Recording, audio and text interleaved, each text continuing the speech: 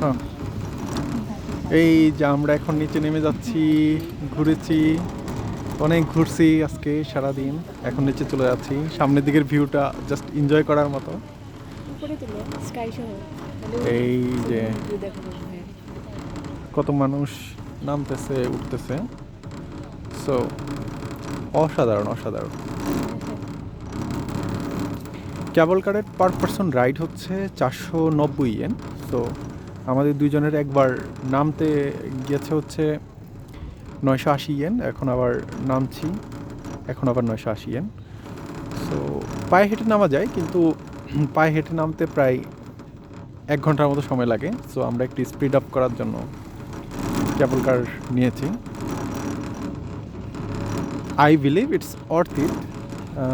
1000 ইয়েনে দুইজন রাইড দেয়া। সো এতে করে সব দৃশ্যগুলো সুন্দরভাবে উপর থেকে দেখা যায় এবং সুন্দর করে সব কিছু এক্সপ্লোরও করা যাচ্ছে। So it's amazing, really really amazing. টোকিওর উপরের দিকের যে ভিউটা, সেই ভিউটা খুব সুন্দরভাবে দেখা যায়। যদিও আমার ক্যামেরায় খুব ভালোভাবে আসতেছে না, বাট নিজের চোখে যে দেখার যে শান্তি, সেটা আসলে অসাধারণ, এটা বলে বোঝানো যাবে না।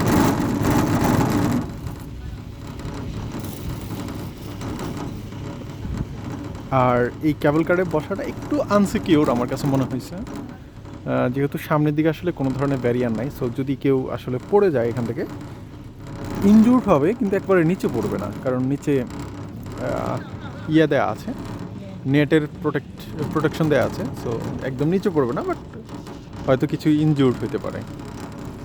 বাট স্টিল আমার কাছে মানে একটু ভয় ভয় লাগতেছে যে মানে এরকম খোলা জায়গায় বসে যাচ্ছি।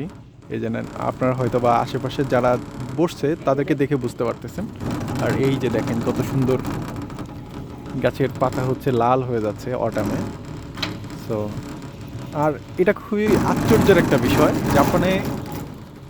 জাপানে অটামের সময় সব গাছের পাতায় লাল হয়ে যায়, মানে এটা আসলে অসাধারণ একটা বিষয়।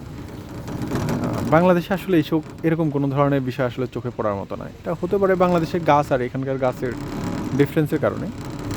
আর এখানের এগুলা বাই ন্যাচারাল এমনিতেই হয়, এমন না যে ওরা সব গাছ এখানে লাগাইছে।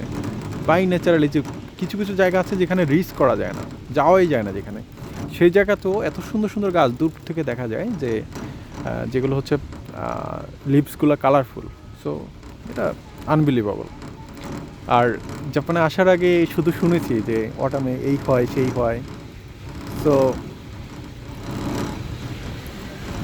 এখন এসে আসলে নিজের চোখে দেখলাম।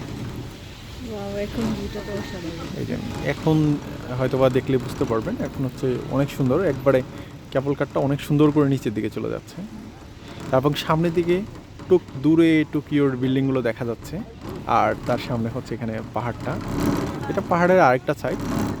সো এটা হচ্ছে সবচেয়ে বিগিনার ফ্রেন্ডলি পাহাড়, এবং এখানে প্রচুর পরিমাণে ট্যুরিস্ট আসে। এটার নাম হচ্ছে মাউন্ট তাকাও।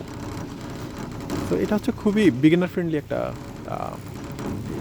মাউন্টেন। এখানে অনেক মানুষ আসে ঘুরতে আর কি। So it's amazing. এই যে সামনে দিয়ে একটা বাচ্চা নিয়ে একটা মা উঠতেছে, ভয়ে অজ্ঞান হয়ে আছে। আবার উঠার সময় দেখলাম যে সামনে দুটো বাচ্চা, ওরা পা ধুলাতে ধুলাতে উঠে গেছে, কোনো ভয় টয় কিছুই নেই, সিম্পল। সো ঠিক আছে, দ্যাটস অল। পরে হয়তো আবার একটা কোনো ভিডিওতে বা অন্য নতুন কোনো জায়গায় এক্সপ্লোর করার সময় আবার দেখা হবে। ভালো থাকবেন সবাই।